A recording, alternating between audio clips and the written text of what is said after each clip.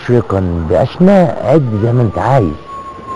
عد يعني، مش عايز اقول اسماء عشان ما انساش، بس يعني ليلى علوي على التليفون. ليلى، مساء الخير يا ليلى. مساء النور والبقاء لله.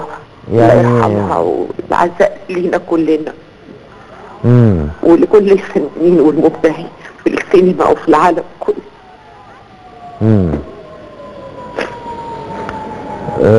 قولي لي يا ليلى، انت عرفت الخبر طبعا بالليل امبارح زينا كده؟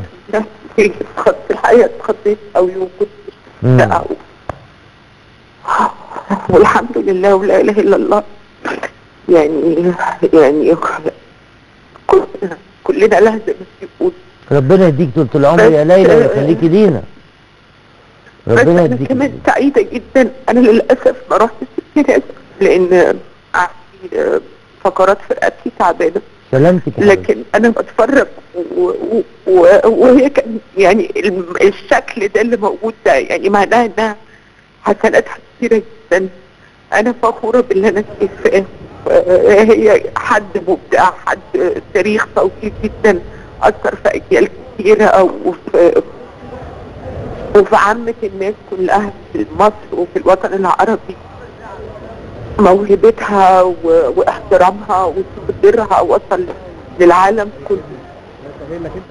الله يرحمها ويصبر كل اهلها وكل اللي بيحبوها. البركه فيك يا ليلى، تعملوا لنا اعمال كويسه وجميله زي ما بتعملوا دايما وتكملوا المشوار. يعني فاتن حمامه كانت استاذه لجيلكم، والبركه فيكم تبقوا اساتذه للاجيال اللي جايه ان شاء الله. تعيش يا ليلى، انا عارف مشاعرك.